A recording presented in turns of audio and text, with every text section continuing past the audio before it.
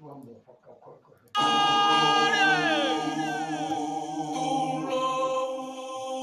fogo, arraga cola. Moe fupa, Fakatua New, Continue vai fora.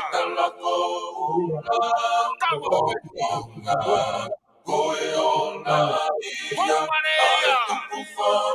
Toto Vake, Asola,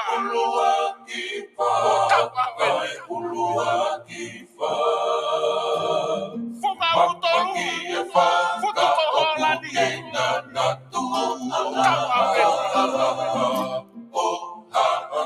Fuga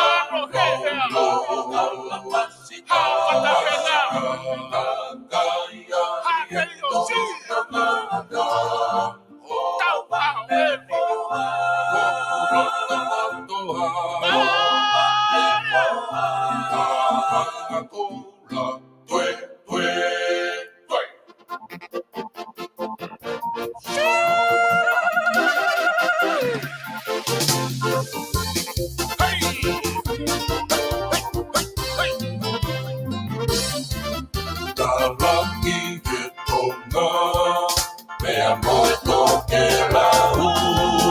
e tupu e sia fri, kuane whakalau lau tau, pe si I e fohe,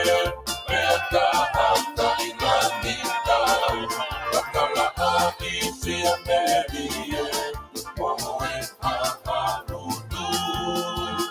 laka fia tori pahe foa, waka whakapata tapu.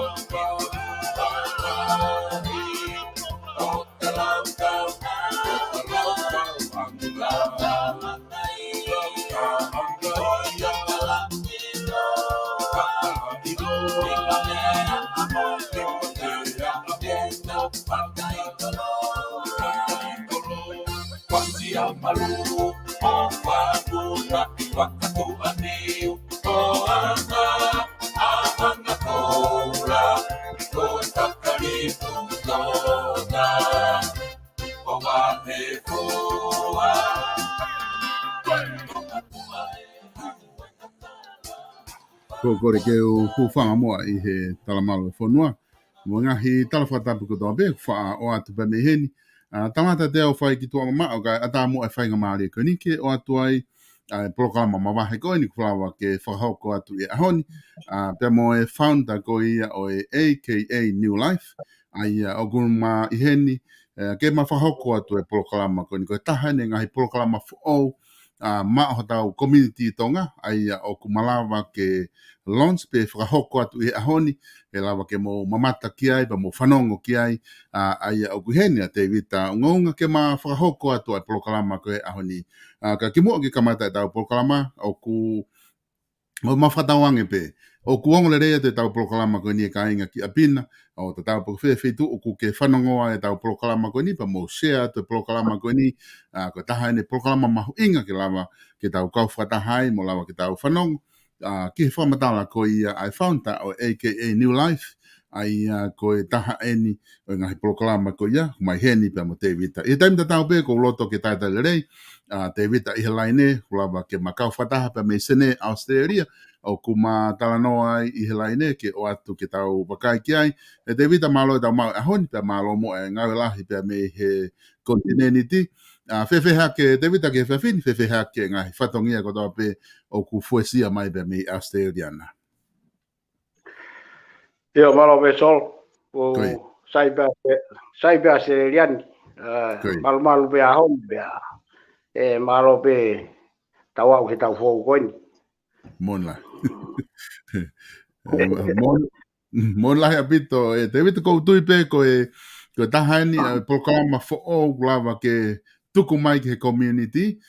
pe ku famalo lahi atu ke te koi pe mo AKA New Life I hono sponsor programa ko ni ke lava ke whakahoko atu pe me he Vipon Media ke lava ke tau inasi koto ai pa mo tau kainga tonga lava ke nau whanongoa ai programa ko ni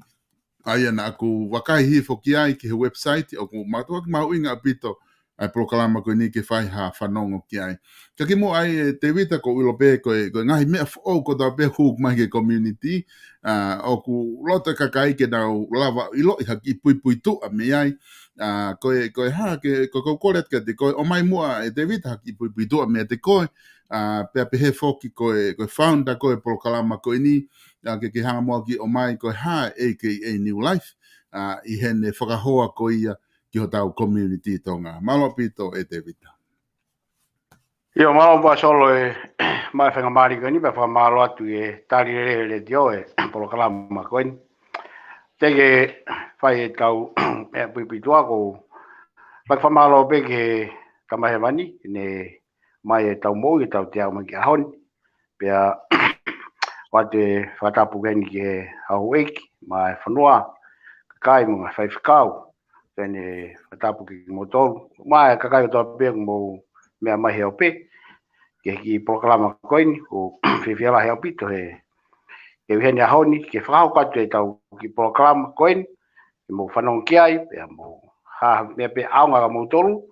kai mea mahunga pe ke mo whanong pea tuatu polokalama te moto ki whiri ai pe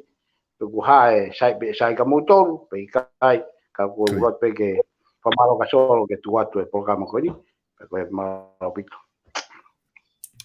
Koia mone pito e Tevita ko tu ko me mahu inga be lava ke whaha tau whea aki mo tau community ko inga he ko tu ko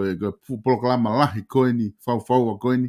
ku ke hanga fodu ko ni ko mahu inga pito ke mahino ki o tau community anga tuunga mo tau whilawe i ko ia mo polokalama ko ni. Ka ke hanga mo o mai ha ki pui tua. Ki hene tuu koe a koe, pia mo whilawe i ko ia mo polokalama fo o taha ko ni ko o mai ki o tau community tonga, ko e AKA New Life. Puka hana uhinga na e whahingoa e polokalama ko ni, ko e AKA New Life. malo pito solo te ke ai fe nga ko rot pe ke tango ki fetu takat pe anga ku pui tua ke vai pe ka kai ko ke na fu mahinoi mo tua koin ai ko hingoa ku ilo akiau mau kolo ko akapusi unga Koi pea ai ko hingoa i ho toi tau to ko matua e Tevita unga ai ko le mai mi loto foa ha pai lo fanga uiha na ko mo tu ko me kava pea tonga pea ko ai ko matua ko sana ko wili pea mo se taita unga pea ko ki pui tu ai solo ku hake peke la kilo he kai ku mo koen pea ko uhinga ko e foi hingoa ko solo ko AKA New Life ko nga pia ko hingoa ko na ko hingoa ko akapusi ko ya kau pea ko hinga pe ai ko aka pea ai ko New Life ko mea ko polokalama ko ni he kutui o fo o pai mo ui fo pe ya nga himea ko to kakai ya nga himo ui fo e mau he kakai mo ku ganai kutui ko ya nga kutui ko solo programa fo programa Pea ko hinga AKA New Life. Koi. Whakaukau koe ni koe ke fōu mea ko toa pē tau whakaukau. Niongo koe mea ia ko poka mai ni motua. Ka tau whakaukau mau beha mea ulelei mea fōu. Koe koe ngai whakaukau koe pokalama ai koe New Life. Pea koe tio upeu tau silo pia toi tio ko tonga ke eilo. Koe whai pokalama solo. No koe ka pokalama o meini i tonga. Ai te tato gau kia nai ka pokalama ko tonga. Ka ngai ko whakalawe atu. Ke uhinga koe New Life. Tevita kone tūko koe ni o ku whakaukau mahalo tangotu mai kakaima na ngohi api o whakaukau he tainimi o nau pe ko kulupu whakapolitikare eni o ku launch kone Tevita pe ko ha kulupu lotu pe ko ha whahinga tuunga kui ai ka ngaka ki whamahino mangene tūko ni koe mahino he tainimi mea ko AKA New Life koe ne tūko ni koe ha hono a foi lea no lava o whakarea aki ai foi AKA New Life ke ilo he kakai pe ko ha kulupu whapolitikare pe ko hae ai tau mu ai kulupu koe ni. Solo ke ko yo ke u kau au ki hata whaaki ke potkare ko hinga ko hinga pe solo e ku ai ko wai ki whairo kolo ko na ai tohi tapu pe mo lai ni ma pe mo ki family. Ai ko hinga ko ai tohi tapu ko mo mau pe o tua. Pe ko lai ni ma falala ki ho ni ma. Ke ngā ue, palala ka koe, te ke moe koe a koe, pai fia lewa ho family. Koi. Ka ui ngai, e soro programa koe ni, koe kia kau ngai taha, au ke mau ko ofisa mo mea, tau fia pito ia, koe ha mea koe politik, pa koe ha taha e ko, koe ha whai, koe ha mea taha te mau kau matoru, ia whainga whaha i e taha. Koe mea koe ni mau whai, koe tokoni, whai programa koe ni, ki tonga kotoa. Koe ka te whau ia ki behe ko atoe, ikai. Whau ki tonga kotoa. Pako ia mau kau matoka hapoi mea taha ta whaaki e taha so. Koi. Ai ia kone tū koe ni e te vita i he polokalama kone AKA New Life. O kuanga whewhe ene hono whotu o pia mau ke tau me nipa. Pe o ku hae tūnga ku iai ke malama ke te kau ki he AKA New Life. Iyo, e solo, ko tuke koe polokalama ai ko te alu o si tohi pe ia, mea ko toa koe te tatanoki ai, o si katoa pe ia i he fo o si katoa pe ia i he website ai ko mea pe taha mahalo ko wikeni ke monte toi ke alu ke website o ke ngau kai a tonga ta whakwapanke mo ka tama ko he website ko nau test system ke mahino ngau e laini pe safe ke ona palo palema ke panke po anga kupe meni ka voi nga po ke line ko ni alu ko mama lai pa ku pau pe ke online ya ko toape ai ko foi me pe to tai ni ke ngau kai ka u ka tam ko ni website kata mahini makata mai tonga ono au na pe ka dia na report ma ka dia nai ko apong ko lo ta atu ke ko le foi polokalama ka ko uhinga ko tana kai solo o fie ma uia program ko ni ko pau ko no foto tu o ma inga ke membership e ka taha o la kien solo ai tola wanima panga tonga ai ko me ke mahino ko wanima tonga ko panga ko to pe asi ko he foi mea o ko panga muri ko panga tonga he ko panga tonga e ko wanima ai ko fia tonga de resita ai ko hinga ma inga solo ke resita he ko asi website ke ilo ai feitu ko e mo tokola he feitu o ke no foi o inga ke faingo fua ke mau nga ue ko e wa nga ko ke time ko te mau nga ko fa marketing ko ne me ko ni i tonga ko sai palan ke mau ilo ko fe to ko fi he feitu o fa no fo pe mau ilo ngo tonga ko pau pe ke membership ai te tano ka nai ke ilo ke tawala ka la ko membership mama e kavenga ai te tato lava ka nai mama e kavenga ya ko me ko to e alu he ka membership ai ko pau ke necessita tola wanima ke membership sai ko time ko e tapu de membership o kwa me offer ke membership ho tola wanima ko pare uaki ke tola takiru koi Pakai pare, pakai foi toko ni mangeau wai, e wina he membership, ko ni mangeau ko ya, ko foi toko ni mangeau e wina ko foi scholarship, o nga ben teke kapai maha taha i muri, ako tau taha, kapai te mau, ko hai eleka i tonga ko ilo ko risi ko fe ave ka foi membership ke ave mana, e ako eleka ko tau taha. Ai ko e ako tau tong, e tau e taha, ai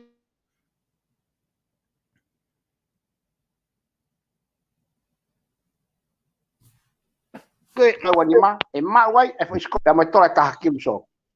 ka wai to kanga ke pare o sai be ka la ki ko ma winga ko ke muri tonga ko ngai ko no fa more ko ke fa ko me ko ni ke kawa tonga kawa muri ke o na rahi ha mea ke ona ta wesia ha family ka mai na nai te ta tok ta no ka nai o te mahino e uhinga ko e umea ko ya ki yang ko me ai ka ko mahunga me masipi ko kore o ko ka hunga ke fosco lau e ai me fa ia e ko tu ko proclama ko ni ko proclama le to koni rahi proclama ko ni i tonga ko to koi fe mau ke me masipi ango tonga fe mau ke me masipi o kwa se form ke ilo ko ki le ka fiha o ku kolisi le ka fiha lau tohi e rava ke te fai ngofuange ke mau ngawe pa ko umea ko to pe fai e membership. Ango pai ka tikite, ko tai mo ke membership ai. O to me tiki pe ho pai e tikite tola ni manoa, ke lulu hoko. Para pare ka tiki membership e tola te au. Ko tai mo alo ko pe ho membership. O me tiki pe il he senti ka ta mai a sistemi e ilo pe e ta mai ko o huat ko membership, mo tama ko ke membership. Koi. Ai ko hinga ko kata to tano ka tana ke be masipi kata to hiki le ba ke me ko ngai ba ai ko me masipi te to grave ka nai ko me ko to be ka ta you buy te ke pai half price yo me masipi ka ko me ko hinga solo kata ko ni he kai ke pe ke tau to etari ke os puga e pe ko os me masipi ta o ke fika ko ya a pe ta os alo u me ko ya mamahe u pare ko ya solo o hai me ko na ase website e fai aluia tau hoko e fai me hoko ai ko ya ngai solo ma hinga me masipi ke kau ka nai e te tarave ko ke hango e fet ha u tonga e me masipi e alu ke ka me ma e ka monu ya e me masipi koi mahina pito ai whakau ko nuke o mai ai ko tahaia o te fitoi a mea mahu inga o tonu ke mahino ki he kāinga tonga una whanong he polokalama o ku mahu inga a ke kau he membership ko ngā ka lama ke nau mau ha whahinga monu ia be ai te toki tala noa ki ai anai he konga ki loto te polokalama ke ngahi ianga ko ne whelawe mo whihoko taki pa mo tonga ka ko inga ko konga ko niki mo ke ta hoko atu e TEVITA ko lot peke ke fa ala mai konga ko ni ko ilo pe foki o tau community tonga hange ko na allergic na doluia ki fainga polokalama o tau tala no ke community ko lahi foke fangi polokalama ia go o mai pe scam pe mo hafu e fangi polokalama pe ko efi hia holo a tau kakai i he community ko fi tau daina be kakai he na ka ki ai ka ko hinga pe ko daim ko ku as mai ha polokalama pe hen o fia mau ke fa ala mamu ta aki ko ia ko polokalama ko ni ko polokalama pe ia a ke fotu pe ko ia fa kau e polokalama ko ni ke fe unga mo mulini mo tonga ai ka kai tonga pe ko fa hange ko fa nga polokalama ko ni ku fa lo scam ta mai ko me ko ni na mai me South Africa pe ta to ki painia tu ki ia i community mga me pe he ki ta no hange ke ta fa ko ia ke ala ke kakai solo malo video solo foi programa que ni solo na talo taka ya foi programa que ni wa fe no anima koi foi programa que ni na hau ya ka tau he no anima pa wa alo o fili fare ale mi hapai me wa ta tolu o taka i beu solo pa ngai programa na ke to mo ka mai aku solo ke tokoni ko e xia ke fanga ta ia ko atonga ko tal me no ke wa fe no anima ai te mo ma mo ni en solo tai mi kon te hu mai me kau wek e palang mo kau ta mo na fa por kala ma ya ngai fe hu ia kana utol te na trate na tol ke e ke mai kau Koi. me ko to nga kono mahino ia ta ke mahino ko polokalama ko polokalama pea ko foi fa kau pea aku e ku sio ko solo ke fainga ta ke ranga ko ta no foi murini ai kavenga fa kau mo fa ofa atonga ko uhinga solo na taka i pea me foi polokalama o wa mai o toki ma e ta e kakai ko ini e solo ko e kakai to tonu o ange foi fa kau kana to o nau fai ko no e ko tama ko ni e ko tama ko tama o ni fa o me ko ka kai fonu ko business plan ka ngai me ngai fonu o toralo ngai me ko te fa kau pa na sio ki ai pe ku sai pe ku tonu pa na fa o le vai honia pa ko ngai so na fa kau ke to ta ko ni ka tai mo ne ta e to ta ko ni to la to nga me ta mai ka ke o te o waste my time ke o te mo te time Koi. Tega tau te tarano masi ko ini lagi ke tama ko ini na ya ko fakataha ia mo tamatonga Koi. oni ilo ulanga fakatonga angale tama o ku kolo ia tonga mo ta ulanga o fai ko ni me haule ka tampalangi o na tu lema e foi polokalama ka kono fonga ni e fai ko fonga e fai fakau ka ke fonga e work level fakau e me e una si ore taini me ka pa ke si he pui tu ai parangi ko aska website ti on formatala ko tanga dai na yang ko tonto fa ko foi pa ko ia solo ko skemien foi programa ko ni so o si mahino peia que ai ta ya ko ko formatala ko programa ko si mahino programa ai so ko wani ma so pa ko america ka tahu ni manoa ko ni os foi mia ka so tau sio pe tol ke foi mia ka e time pe ko ia ke mata ta so Bago tau sio pito solo fi pokalama, kapag fakau le, pa foi polokalama, o pau ke tau ngau e ke fi pokalama, ke mo uye to ta ko to pe ya so. Pokalama ko ka pokalama ko ini ako rau na talbe fetaka ya ko ia, ka ke ilo po kame na eni ma taka hola sa o mai ka sereria ni mahal ako rau. Ke pe fakau ka ko au ko hanga ko na uhinga be ha ugeni, ke fetala ko ka kai ko ini. Que fica hauka fi barabara e fi polokalama ko ini. Koi, mahino apito e TEVITA ko tui mahalo o mahino apito e whatarana o ke whai, ulawa ke clear ta whaako ia, ko ngā koe ko ha polokalama ni ko ha scam me ha whei tu o ulawa ai ka kai ke na ure sita ki ai, ko fui whakaukau original o pe a koe ke nofo whakaukau i ha mea ke tokoni ki ho tau kakai tonga, pepe tonga ba mumurini, mahino apito whakaukau ko konga ne taha ko loto ke eke atu patatok hoko atu me ai he ta whaako ia. Ne tu ko koe a AKA New Life. Oku le sisita koe business pe ku le sisita koe non-profit organization. Iyo, eso sai malo kau taha koe ni o si lai seni tonga ke ne fai ngā mea pe aluat o mea katoa koe ni o si lai seni tonga o ke whanga ta whaaku pe whaka construction whanga koe tautai o si o nau tautai mo mea solo si awe tonga o si kawa he lai seni koe ni pea koe kahakan solo mea na ka te ake mai taha Iyo, ko eke pea koe business pe koe mea koe non-profit organization. Iyo, la kosi, ta whake taha solo, o kosi rotonga whao he tainimi he kau loia he tainimi, me ka tama ma ka hau ke taha mihen pe o open level account ko non-profit organization, a tonga gui ko AKA, na tonga na unga ke kama ko ni ko te lau hifo, pe sete hongo fu ai kau taha e alu ke account ko ia, ko tokoni ke mas ke tokoni solo ka whainga taha pe whainga taha ia, ka taha pe mango ni ka taha pe puke ave ki muri. Paanga ke ngau e aki, ko tau whaka o sen solo. Ka pau e whai lulu e wha. Ko re lulu pe wha solo, o sai taha miliona he account ko ia ke tokoni ke kakai ki tonga. Ma mea taha, ko paanga ko ia, o ange mausio, o anga toke tā mi heni mi nukusila mo mea. To tonga na wang o siwi e kakai o ki wawa o ka pai paka pa wa ta whakatu tāmaki. Tō tonga ke pānga koe au ki nusila koe mo ui whainga tāpi ko mai kene whai tō. Koi. Iho ki ni manoa solo, peko haho pai a whai tikite, ka ki pāo ke mea, kau kai te ke wina. Kau aonga ki se ni tia koe ni ke umea koe ni ke mea koe ni whai koe ni solo.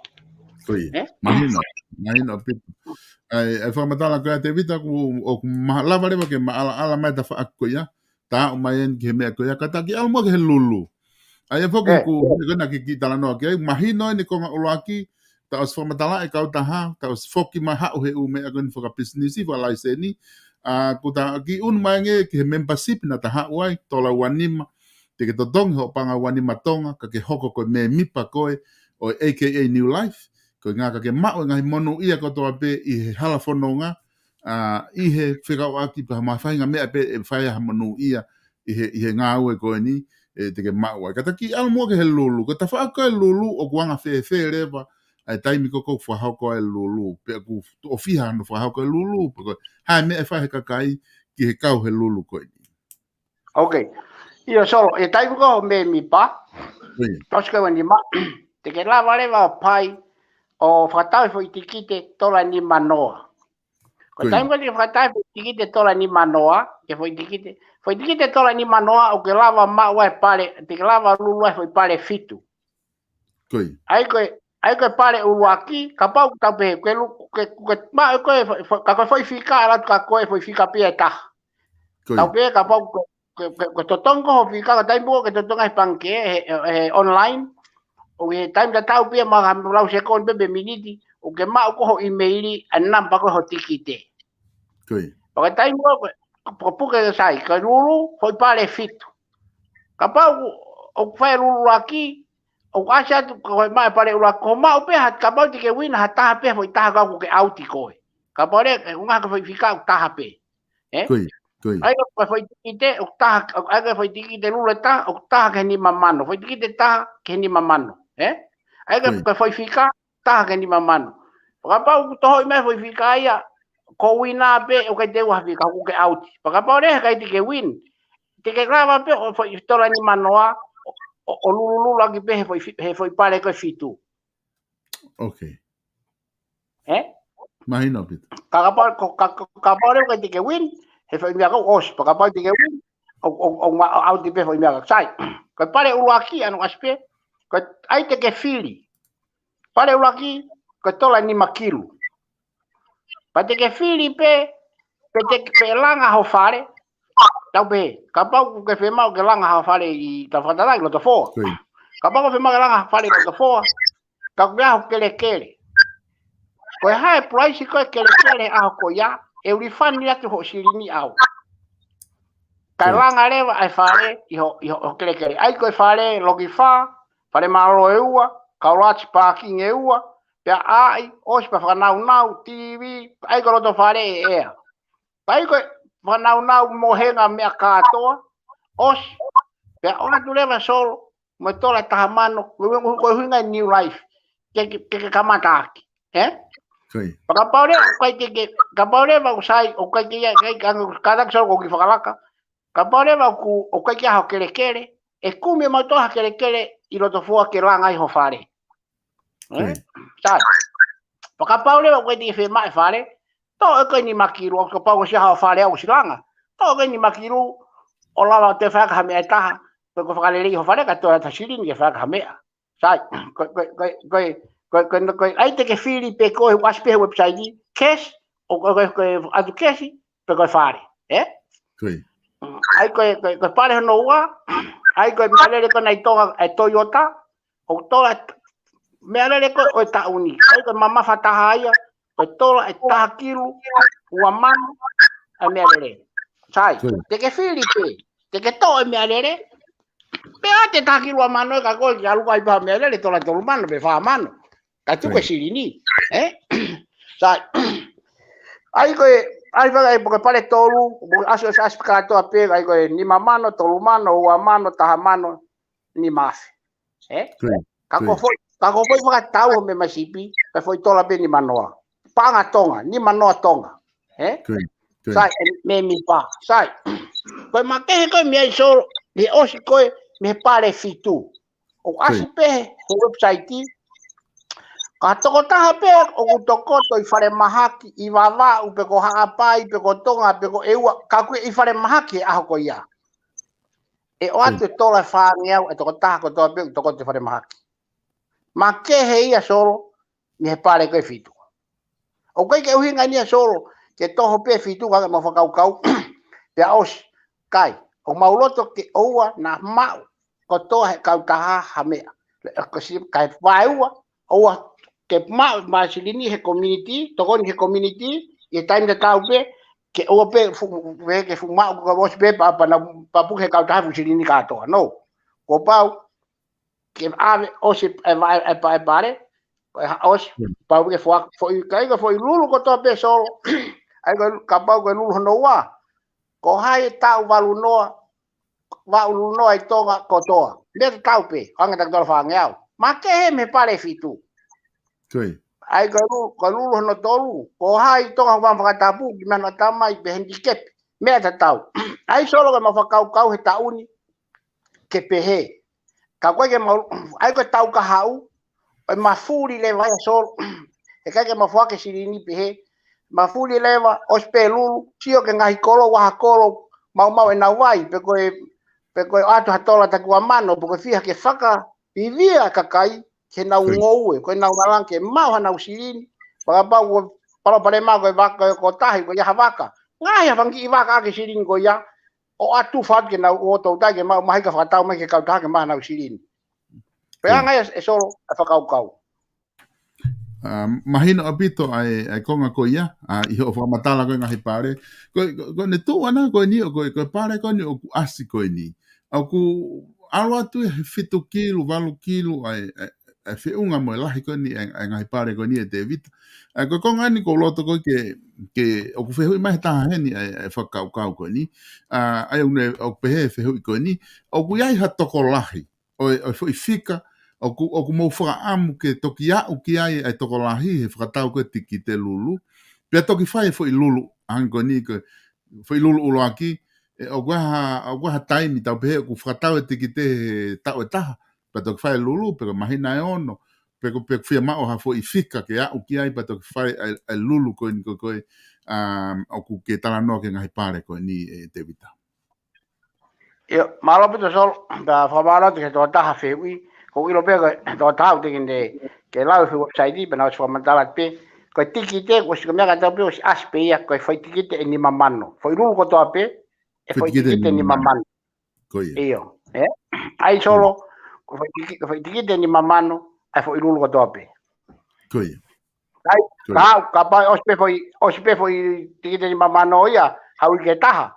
toho, hoko lulu ia. Ai, ke whia mau, ke waweang koe, ai ko mau.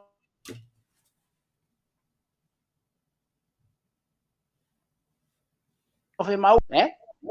ai ko mau palani ko whailule wha, penima, ko mawala matoki he mea koe te tau kalkanai ma ke atonga, tau wopu. Ai ti penpe whi palapare mai whi ngā uia, me tau tiko wawe koe, o koe ai kaimia. Ko ne hiti pe whi namba koe tiki te, e wasi pe he lulu, ne asi pe he website, o stu pe, o sibele pe, tike 24 hour pe, le matai whika, e tala pe, matai whika, toi whiha. Ko sia puki ai ki tai, ilo, ai aho ko osi ai. Koe. Aia koe ne tuku koe niki mo tolu kona mo toki huu mai ke polokalama. Koe website o ku taipei pe e ku kolopa ke taipei e whirea koe niki AKANEWLIFE.to. Aia koe AKANEWLIFE.to. Koe hingoa ia website te ke lapeo huu ki ai. I he tainimi o sio holo pe ai mo lo tonga koe ni o lere koe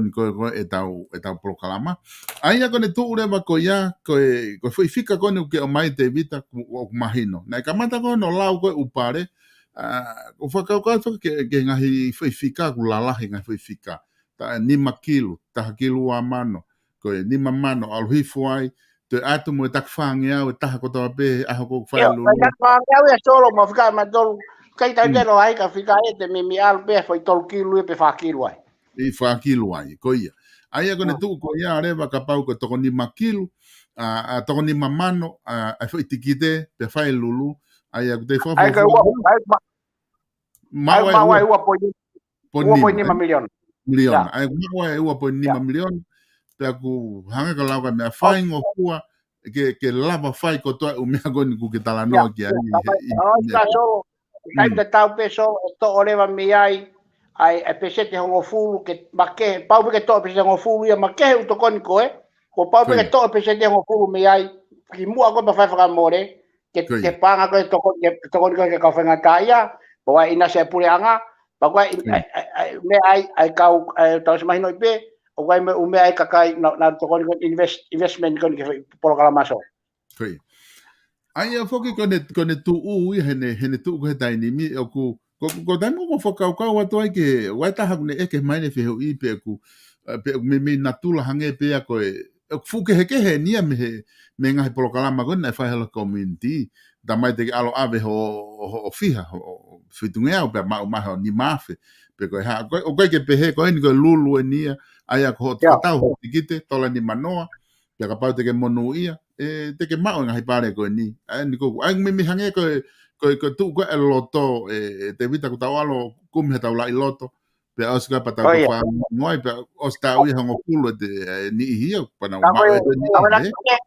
lagi ke te pe mo loto ka ba ke te wina sai pa ba ke te wina ka te maha me ko ka ko te wina ka ko ni sirinia ko ha ni manoa ko fi ha fa ti ti va tau ke community awe sirin e ko ha sirin Koia. Mahino apito ai whakaukau ko ia. Ai ko dalawa ni o clear da whaako ia. Dalawa ni o mai ke tikite. Ki he lulu. Ai mahino pe mai lulu i he whakatau. O ngofua hata haia ke ne whakatau e ia hane fo i tikite ni manoa ua tolu whanima pe ku taha pe ke toko taha. Kai so o ngofua e ko me mau hinga ko e hina ke mau unu mai ki mu ai tikite ke si ka lahe to tongi. Pau sayang unu ki mui ka si ke lava peta mai lalo o an ki tikite pakata mo ko urunga fanga mali te na mo fata na tikite ngofu tikite nima ai mi he para de be ai foi fica ke ai mi ngofu ko nga be mo pe ko ke unu ki mui ka sang ki mama ke pe tikite ko ba ka fata so ne ko ni mano ka foi me fitu papa split dia Mano tola fitu pe tola fia ke tikiti, Kaka mi beka ka tau ngai ko ni, kai ko tonga te na fa tau ni manoa. Ai ko tau tol ma ni manoa pe ko fia, Ai ko Amerika ka tola wanima, Kone tu ko ni oi, o ko me ku Toki we yang telefoni ko ti o te foki mai ko ia ko sai dani ai ko ta hane fehu mai heni para toki hoko atu te vita ai ko fehu mai ko ni o ke mai ni pe ka muri ai ko mahino pe ko ta ko ni na toki hu mai na ke o si pe he foko fo matala ne nai o ko polokalama ko ni ngo fu ke kau ki ai ka kai me muri ka kai tonga i muri ni ka kai tonga o ngo fu lo pe te vita Io ko ui ngai solo ba whakamore lahi taha ia ai foi programa ko ni quando fa ko ni website me ke kau muri koi he te tato ki lave ka nai e mahu inga koe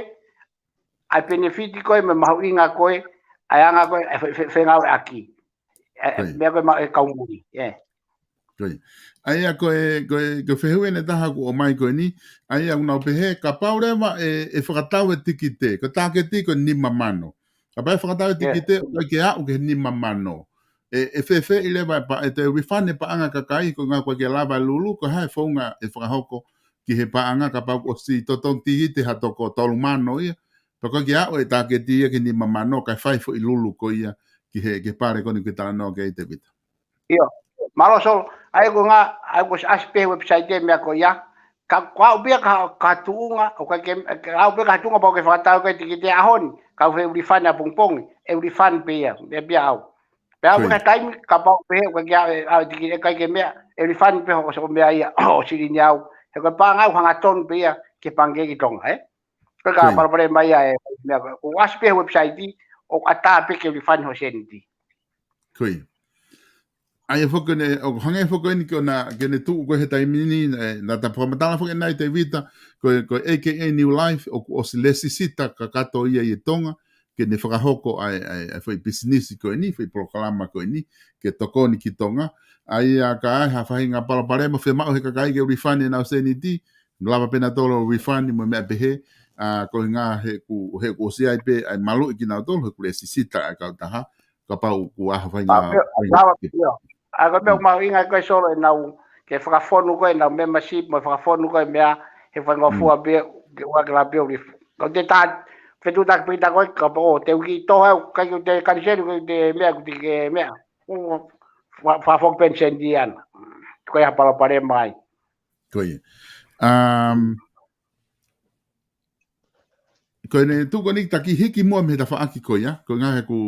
ga ki taime e ka fe hui ka talere ke finga ke ma ala ka to e foi POLOKALAMA ko nga ko tu nga ko ai mahino ni ku ta o si tala no he pui tua ta o tala no he membership ta o ha wen ke lulu mo me ko ma o lulu pa malava le rei ka ni mama no le sisita ai ka lulu i he paanga ni manoa tonga e lava le rei o whahoko ngai futokoni ko ni. Ko bisone, ani ko na ke whahoko, ko hanga hi mea e le rei ki ngai whamili ko i tonga. Ko uhinga peni ko whotutu ko ni ke whai o ke pehe e uesia ngai whamili tonga, pe ko ngai whamili murini o kuna ukau atu ke AKA New Life, pe te nau benefiti mea. e solo ko sai prima lo solo ko fai POLOKALAMA ko ni solo e benefiti a tonga benefiti mo muri POLOKALAMA ko ni a ospe POLOKALAMA solo he kai ke mo alpe event bebe ke kai ke mo re ko ho ka mo ke fa tau hatikiti sai ko benefiti na tonga ko tai vai mo dante nai ospe fo ilulu e to e fa penima ko mo ngale o fa tau ha be ha me i tonga me kai me ko ha be ha me ko i bukava ko me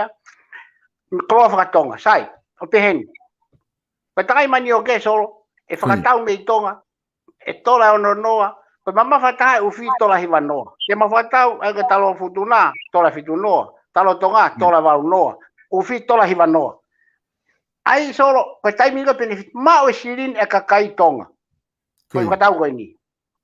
o taimi ko o mai ki murini he kai to over ko ha ke la website di ko stu pe ai he kai to over ha tangai manio ke ia i tola tong ni ma Koi he kai to over ai ko mamma fata ko ufi e tola ni manoa ka ko la so ko tai ko taimi solo ma o siri ko atonga ka te ha ko ki muri bu America bu New Zealand bu ko pe price coin utalatu ko price e fakatawa ko e ko wa imuri ko taimi ko e benefit ko ko pe ko solo e tu maria tonga e te tu mari ai ko o program ko ni solo ke lava ai ko program na lava nai he kai ke lava talatu e foi fonga ko mau fai e taini mi ke fongo ya ka ia e to ka ia e ai to ko da mo fo ka ma do e ai to ko ngia uia ke fangia u heta me muri te na uma ina tolu e tola e wa mano ki he ono mano i he foi programa ko ni i he ka ka ka la ve yo nga wili si foi me ko ya o nga ku nga da du an nai o fuloro te lu kita o fa lo ko u hila ko foi matala pe ku ya o si ilo ta ko do ko bon foi programa ai ka ko nga e so e fa kau pa lava pe tonga pe tu mari ka kai tonga tu mari si leva e kai te tonu ke te kore maha ta hai me tonga ki muri ko fo hi pe tanga mai ke tolu pe fa ko si mai sapat wa fa ki kavenga tu ke o si lava kavenga fa kalot tu ke pe ngai kavenga ta to kon ta ko putu ko mari pa to famili ka ko tu ak so ko foi programa ko ni o si lava ke ako ta to tonga ko vision me ke ako ta to tonga ai whanau high school a tonga kotoa pe manau tai to tong i he taimi tau to mai ko AKA ma kau me mi pa ai me ko ya i he taimi tau to e nau ka venga tai ma e nau sirin pe oscar te whanga mari pe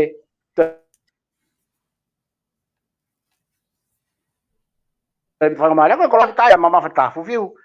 fufiu la tau me tonga fata mai to ai vastu ko tora valuaf he ka ha ko ki murini he kai te o vai so ai fiu fute tau he tola fa e fafi pe te fuma mafpe pa que fica le vai tonga koe ai ka ngai mausio e benefiti amuri benefiti motonga pe whakalaka ai a ko pe whakalaka fonua whakalaka i foi polokalama ko ni faingo fua au pito pamati ke spend haki ko tu he kai mau ke wesia to family ka ba hati ki to ni mano e mahina ko mahina ua e ki fada ki ko foi wash eso ko ta foi ngata benia solo e ta foi kamata ko ta ken solo fina ko ni o fa ngata pio kanga ta wango la nai mon pe ka kaia e ko la ngai fa ka pa ta no fo fa kau le fi programa ko ni ko ospeta ua tol solo ke lau ia ka kai Koi ke lau ka kai ki fehu ene ke mai taha ko ni o ngā ke ko ilo pe maho inga ki fehu ko ni ke tuku ia tupe ke faha wakai kia ai ko na uhi ngā taimi ko lulu o ku maho inga fo ke ilo i ko ha fonga o fai ko lulu i ko fika pe o ku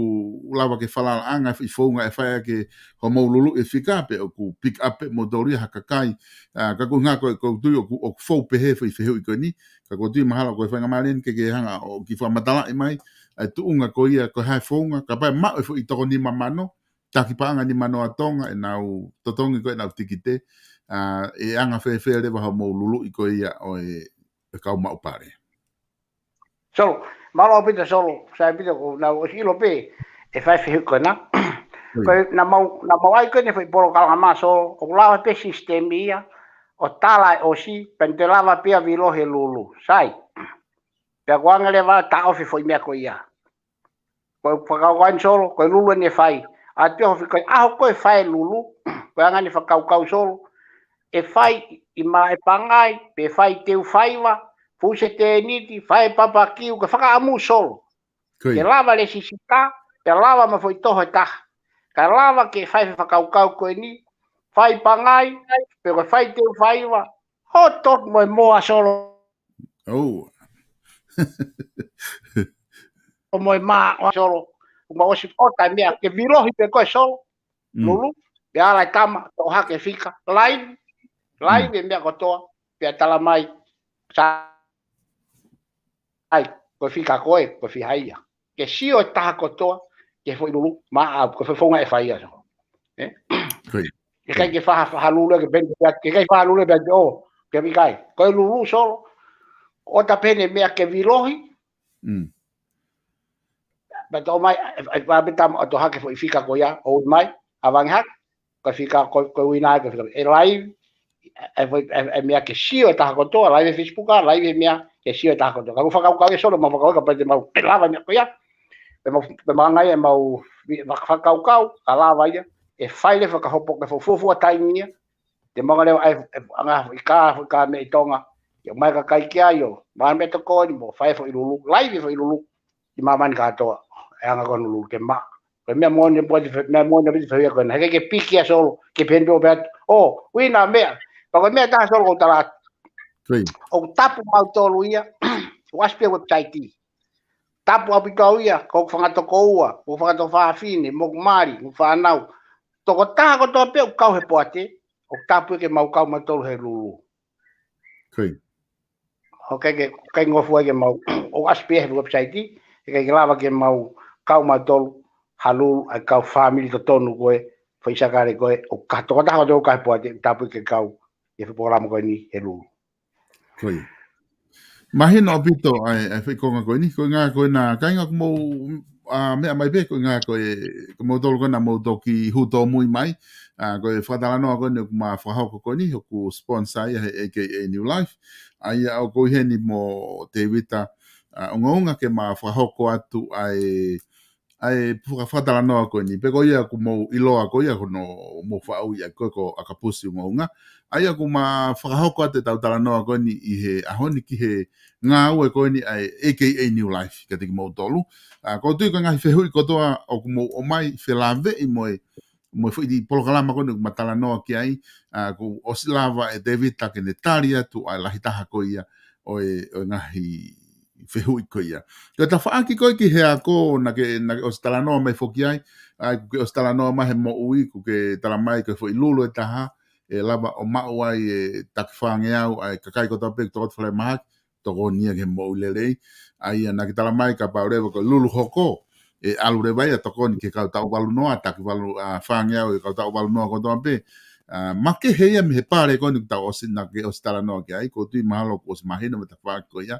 ai ko e to ne tu re ko ke ostala no mai ke me akai ko ngani o na ai ke fehu ia tu na ke pehe fo kapai frata me akai tonga panga valu no kapai ko hatanga i ufi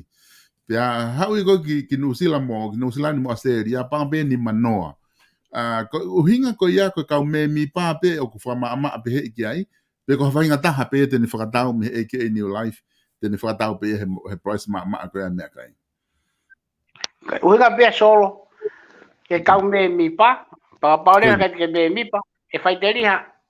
po high price ia ko e o atu ka ko e uhinga he kai ke fe ia ke fakatau ke tatau e kau me mi pa te fakatau pe ko ka ko bango ai ko tikite me mi pa tola ni mano ta me mi pa tola te au ya ta pe ko ka ko fanga mari ko e me mi pa ma ta me mi pa e ke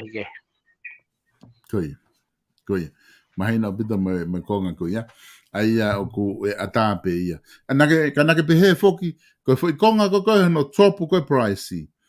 De fakatau mahe le volo ko fia ka kai una ngoe tonga. Ya o mai ko ki murini o mahe fakatahi me o mea ko ia ngai fi ko ia no fo pe price ia lalo. Anga ko tangai mana ke na ke kuma to foi no silani e Tevita ko si no fo ma mana ke mate ni menima ni manoa ni menima ono no o be wa ha ki utamani ke mai to la fa no ko malo ka to la fa no fa nim ka ko ni fuke a lui foi o panga tolu nima ai ko ne tu ana ko ya ko ta fa ki ko ya ko foi ko ngai na ke tala mai he kai te ke lava o tala mai ko ha uhinga o kolok pe he ai o malava e foi trade ko ya ke te whakatau mama fa pa te hao mai kita ki muri ni mama ai e Tevita o solo ko unga solo na maufinga ki tonga na mo apply ke lock Koia ke ai ke lokai whakau pa ke unga fuku ke la tonga ke la pa ko uhinga ka pana e lava ke lokai no whakamatala ka time ko ni ke whakamatala ko time ko ka matai ko ano pakiti ko mea kai te tala ulau ko foi lea tolu pepe fa ko mahino e ta ko to ka ko foi fongo ni manga makiti mea he ke lava e tonga e solo he mausio he ke lava e tonga mo fu ko uta ko mea kai hona ki muri mana to tolu pepe to fa ta ke lava e tonga ia ke na fiti ha container e tolu noa pe wanima mo wanima he mahina ko ke ro pe lava pe kai Koi te la mea solo. Koi ki foi bene o e ke mai taha ko ni foi ak be mo lere ko e ke new life mo foi polokalama ala lere ko ni ku ke o si matala mai manga hi pare me me ko foi mai taha ko ni pe kulava to ku mai matala ko ki to pe kai aku ne tamai pe ko kamata ko ne foi business ko ni o ku ha mo foi sino pa anga mo kamata ke foi business pe ku mo to ki uhinga ke to kamata be he whakatau membership mo lulu pe tau lere kato ai pe alu ai pe ki ngahi toko ni ko ke tana no ki ai ia so mai ku sai fa te fehui ko whakamore ko ni solo ai ko a ko ni ke lere ai kauta ko whakamore kato pe me kauta ai ke a ko ni ke tunga o lere ko ni foi o sai pe ai sin o mea ka do ko famole ko ni no spend ko na ka solo ko famole life via ka ia ta ko malo no vai pe ka sponsor mo ka investor una ko to ni mai ke foi programa ko ni pana ka solo ka ke la vai mon ai ko no mo fo ki ngai mea ko ha ko ngai business la hi o ku na fo ha ko business o ku ai na ko investor o ku na to ko ni ka na do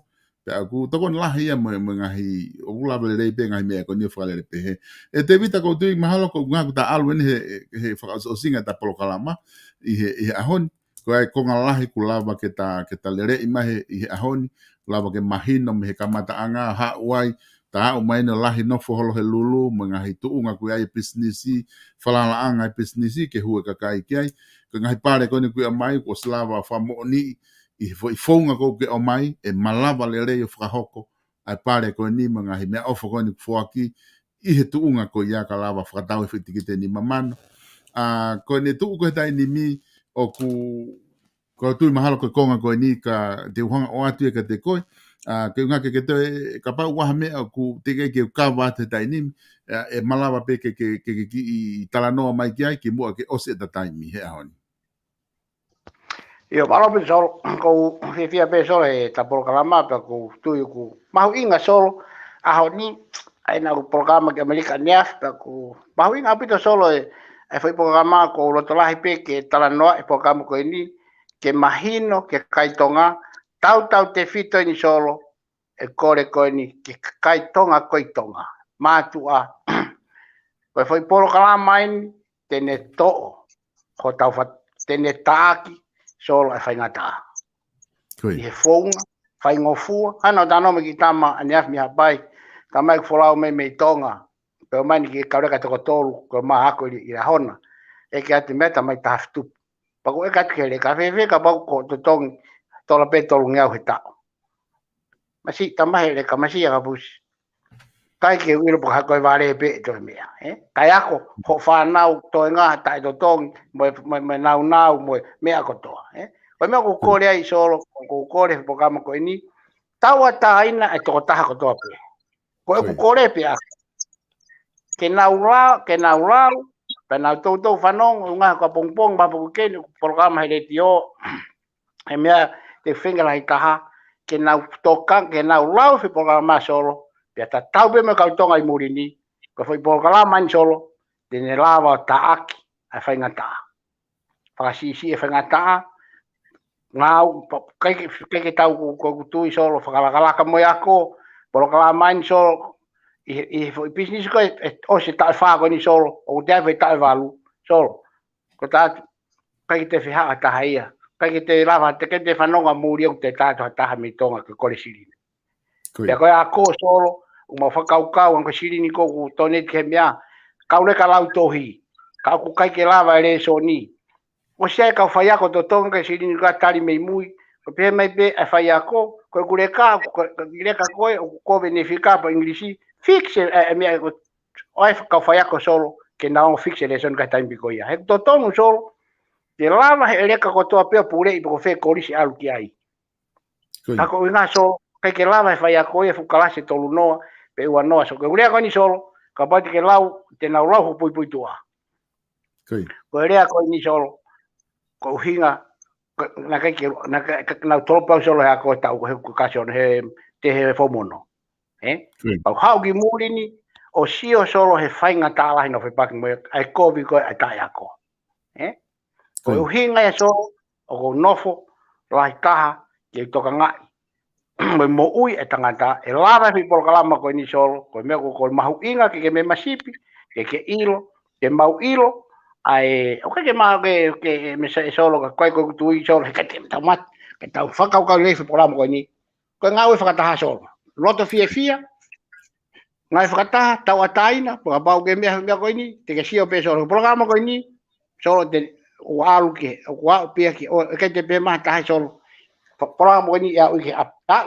ko to tonga but au nga ka to ka to muri i he ki fonga mama mo fai ngofua ka ki tau to o ia nga bia ku kore e solo ke nau o te nau me ka nau lau fu pokalama ko ka kai ko ni o nau support ko ya u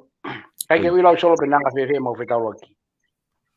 ka kai mau ingain e nau o mai o to koni ka pa nai kai nau to solo ne o fu fa kau kai lava ia ma pa de molau pe website fu ma o ye eu lava fa o me pe ai ke so malo pa ki pe ko mai mo tau fonua ki o ke fa ho ko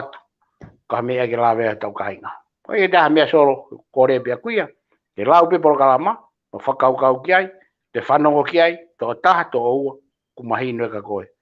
Polokalama koe ni solo, aonga e ka tau tolu. Koe ke uhinga ia, polokalama koe ni solo, ke uhinga i koe. Koe ka uhinga ni ka siringi, pa te mausio, ke he pe lulu, te alu pe fua kia solo. Alu pe fua kia, ke toko ni ka tau whonua me whangatai. Yang he polokalama koe ni, o solo vai palo pare malahi, i tonga. Pako tau unu solo, o koe te ke kai polokalama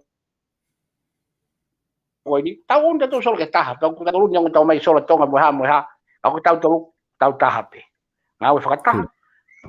Moi tau wha, koe ia be solo ke taha me ko whamala tika koe, ta polokalama, pako tau te sio beha tau polokalama, te tau tu polokalama, haha time, ke mai kau tama koe ni kau ofisa, ke tau te talanoa pe, ya ke nau sio mai kai kainga, ke whahuna wasi pe website, ka koe ta tau me nau asi mai he, e koe ni o sio ati ke sio mai o mamani kangi nau to. Koe ia be solo. Mahalo pito e te vita ko tui mahalo koe o wai ngai whehu i lahi aku o mai ka ko tui ngai whehu i koe ako ni hina nau ki tō mui mai o ku ke o sifra matala pe ko ia ai pui pui tu a moi whetu na ke au mea i mga hime pehe ko tui o sipe koe whi polokama te ke te whoki o rewind pa ke toki COI ko ngā o ku iai kotoa pe wai pe whi konga heni o whema ke ai ke mahina koe konga na ke tala no foki ai te vita o sile sisita ai AKA New Life i Tonga ko pisinisi ke whakalere i Tonga ai a ko konga ula ki konga hono wa o mo ngā ue ke le sisita mo AKA New Life non profit organization ko inga ke to o fe peseti e fihana ki tala mai lulu ko to ape to o fe peseti o alu ki he non profit ko ia ko inga ke tokoni ki he kakai ko i tō ngā kuna whiama uiwiri mga masiva apito pe whainga tā ia ai koe konga ko manatu iho whamatala ka ko whenga pe ke whamahino atu ki he ni koe ni pe kono tōlu rewa koe polokalama koe kuma whahoko atu koe ni o ku sponsor ia AKA New Life ai o koe ma o atu ai whamatala koe ni i he ngahi mea koe ni kuma ostala no atu ki ai ko ki mo tolu ko e kau whanongo, mo tolu mo whanongo polokalama koe ni, ka ku ke mahu inga ia, o kai ki hata hai whamalo hi heni e te vita, o kai ki whamalo hi heni, o ku tau ata solo koe polokalama koe ni solo koe tau ataina, koe polokalama koe ni ke tau ataina pe ke sio kai, ka sai ka koe, kau, whakapai kai, koe ka whamalo hi ata solo. Koe polokalama koe ni kai ki whamalo hi. Ka pau pe koe mea ko tō pe ke tau atai na fia ko mea mahunga solo. Koe, mo lahi api. Ka koe keukara na ke whai mai solo, io ko tai pe koe, ko holomi pe koe AKA New Life, Fishing and Construction, i he license ko atonga, i he puranga tonga, ko skam ape ai license number mo mea ka atoa. Ai koe, na pau gai pe hao computer tainim, ko pau gai hao entry ke kau taha koe ke business ka tonga license ka tonga holomi be koe ko si ala ke hingoa koe ya ka enu ko tala tu koe AKA New Life Fishing and Construction ai koe ubia ka to koe ni fai koe ni o si mau ko si fai tala no kana auto e founga mo mau o vai tong fulu fa bau pa koe ya ku bau mahino ya koe me ai pa koe me taha koe ka license koe ki he he mea koe tali me bea tonga ia, ke open account ni, ke kau whao e, kau koe ngahi konistu tone mo mea whao. Ko te ngau koe whakataha me kau pārangi ki ke, nau whao e nau tōlua, ai ko whatatani solo ke tala mai ai koe ki onga tama una ngau e tonga, pako ai koe na contract koe ke na ngau e, mga kau au ke na saini ka pese, ora pe mai masi, pese ne kaha ono. Ai koe te, ngai me kau pārangi una alu na toki, whao na te mea ke mea to tonu, mo ngahi mea, po e koe tantaren solo, ma koe ako lau koe weekend, mo haku i koe mhen, ko open mo account ko ia, ke alu ki ai, donate koe ni, ke tokoni, ia taha pe solo whaingatai, koe panga ko ia solo, taha pe whaingatai ai tonga, wai panga ke tokoni aki, ke ao ngai e tau uhinga e tau me masipi, me hun ao ngai e tau kisirini, he koe kau kisirini, koe sirini e kau me mi pa, ka totongi ako, o ka silin ni ka me paso ka ko ka nga ko so sio ka tai mi ko e fai lava mi ko ni e ai fu sati o tu e ta ko to peto ko ta ko to be mi pa tu ai me feitu ka kai pa ki hore tu apia ko pe ko fo fisa pure anga ke ilo ka kai o na totongi ako ko o fu e fo nua Koi. Mahino pito e whakaukau koe, na e whehu i heni o ku tōtou kore mahe taha koe ni ke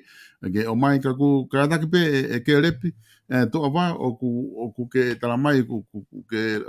tōtou o mai ho whehu i ke u whahoko ka ku mahalo o ku wawelere haka mea koe ke honga iloi, ka ku whinga ke honga scroll ke unga ke uange whehu i ka te evita, ka ku kai ke uhanga mau e whehu i koe o ku ke hanga o mai, ka kapau fu mahu inga pito fu feheu i e ke lepi pa ke te tohi mai pe ke unga ke mau pe lalo heni ke ulawa o ange ki ai konga koe ni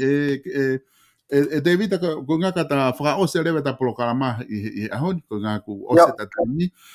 ko ni tu ko ni ta ni mi e te vita o ku ai ni i o ku nau o nau hanga komen mai ta polokalama tu ku ke hange aka new life o nau komen mai ta polokalama ta mai o ku ke falala na to ka ko pe ku ai ngai me ku ke nau sa ia ko pe ku ai ngai me o nau ta mai he kai te ke lava o aluki fe po he ka ko konga ni ko fe hu ta o ke ta fra os aki pa ta mava ta ahon ka hanga fe hu hen te to hanga o atu he wike ke ta polokalama hoko ai ko konga ko ni o ku falala anga nai aka new life ke me mipa pe hu hata ha fata o tikite ai pe i kai ko kitari no pe te hanga o mai pe ku kontu ko falala anga te na lava o ave motolu ki famauanga o ka pai aha me e palo pare ma ko tu ko me e ho ha ke ka kai la scam solo que kanga ulau solo que eki que kauta ko ni solo e ku tui ma falala no fotu ko ni que kauta ni solo e que ya estoy palo pare mai tahai koi ba ko tu ya solo aunque ngai fehu i mo na fe fia pe solo aunque ngai fehu ko na ta ai mai ai na me no que tala mai na fe fia pe solo ka tai o que ko via solo no ta na fe mai me apia o spau pia que hoko ka ko ilo ai penga ka kai ni ko que ta imagino mai ka fe mau via solo ka pa nei la ta mia ko via ka tiau que fe me pu ngai me ko si la pe solo o ilo ai mea ko toko o na hori te whehui mai ka wea palo pare na ko sai au ia so te utare te na whehui ka ko ko fo mo mo ke ka tam ko ka ia palo pare mai ta ka ia fenga lo te ta solo e ngai ko pau pe ke te lo e kita solo e te hau he me pe ko pau no tat ko nai ko pau pe ke na lua ka ko pau ke te tu mai o fa ka hoko fi POLOKALAMA ka ke ko tu ia solo ka pau tau pe na tai tui ai e wani ma ke ma ta ta to ta hau ko to la fia tonga ko to la wani ma pe na si ai so ko program ko ni ko ospe fo mi ko hoko fo mi o si ano ko ba re o se ai wani ma ya o ko ki hoko me na tala so ko si eso ko du ya ko ka pa ba re ma mi ka ko an ko la ko pe ha ro to ta e ka fe e ko na ko ka pa ba ma no tare na fe e na to ko fe e ko na sol o si mai no ba ta me te na fe mai ka ko ilo o wa me la ko ke o tai imagino ka na do ka ko fia pa ke utari pa na ke fe me pe ko tare pia ko ka pa pa me so koi malo bito e te vita ko nga hange ko talano aki ko talanga pe ke ki na do ko na lotoni ko nga o ku te te POLOKALAMA pe ko nga te to ki tana ki holo ha fa ki fehu ka na te hu mai pe ai ko nga he ku na ku tokan ke mahino o pita foi POLOKALAMA ke talano aki ai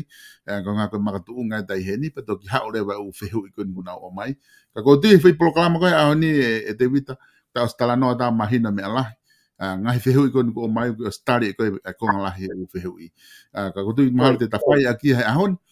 fa malo lahi ke te ko ka ma e poate ko ni aka new life i hono sponsor ta POLOKALAMA pa kunga fa malo lahi atu ki tik modol ko te ka inga ko ia ko mo ka mai fa no ngoa POLOKALAMA ko ni hange na matalano ke nai mo te vita o ku ikai ke fa malo hi ko o kai ko fa no pe POLOKALAMA ko ni mo sio i lotoni pa ku ge o si popular va ko ke kao ko unga ma POLOKALAMA tu wa ke te POLOKALAMA ko ni ke te ko pe ka pau ko ke fili ke kao ai ko mea tawa taina pe ka ke fili ke kawai, ko mea tawa taina pe ko ke kawai. Ka tanganga le AKA New Life, hataha pe ke kawai, ko website, ko te whaka manata te peke te motolu, ko website ko ni, ko akanewlife.to. akanewlife.to. O koe be mo e whika telefoni as i he website, te ke lawa whitu utaki ai tonga, ka koe lelei tahaini, ho o hu mahi taimi polokalama, e koe ngahe koe found taini, o polokalama koe ni AKA New Life, te ke lawa o omihanga tonu ai ho whihui. Kata whai ake te vita, malo apito, kata toki sio ke hoko atu. A watu e te vita. Ala sol, o fatol. Koia. Malo apito e kainga, pe aku te matatau atu he i he polokalama koe aho ni, tau toki whilongo aki. Whamanatu at peka te maudol, koe ngahi polokalama ko toa pe, pe me i he Vipon Media, hanga maheni koe ia i he tau, e toki foki mai o polokalama i he wiki kahau, konga koe kuna os mau, pe koe konga lewa e tikeke mau i he wiki kahau, te nau foki mai i he wiki hoko mai, o whanonga i pe ku kamata ke ose tai malo alohe tai nimi, ko e taimini e foki mai tau ngahi polokalama tu kehe ngahi polokalama koe ni o kuhu atu koe ni i he lolotonga ni. Tau wha malo atu ka te mo tau kainga, i he mo kau mai he polokalama, ka mo pouria, tau toki whelongo aki i he taimi ka hoko mai.